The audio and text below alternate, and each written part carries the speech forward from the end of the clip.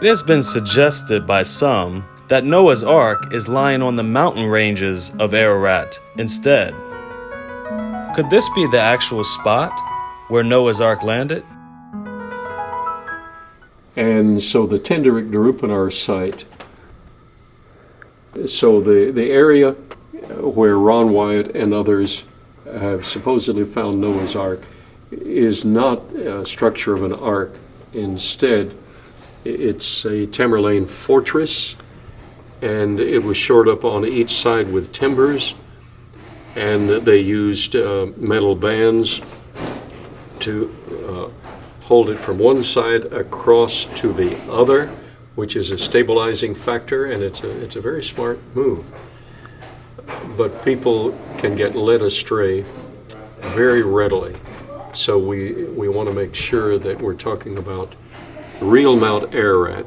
Now, Al-Judi is like 120 miles to the south, and that's where the Quran mentions the ark as being, but researchers have been all over Al-Judi, and there's nothing resembling an ark or a boat on Al-Judi.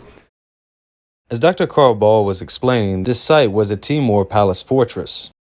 The building in question that was supposedly Noah's Ark has been excavated by many, including Dr. Carl Ball and Dr. Shockey. As he explained, they found metal bands on the inside wrapped around the whole structure, and evidence to show that it was actually a horse stable. What is so readily deceiving about this site is that the petrified wood from the horse stables appears to be the ribs of the ship.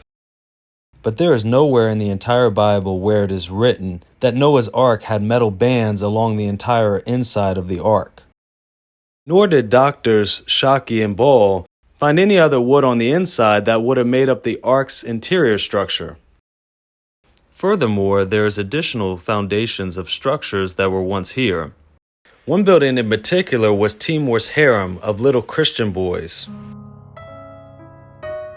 So many countless people that have suffered for the faith. And if you came here thinking that this was the actual ark, don't be discouraged. The ark is on Mount Ararat, as stated in God's word.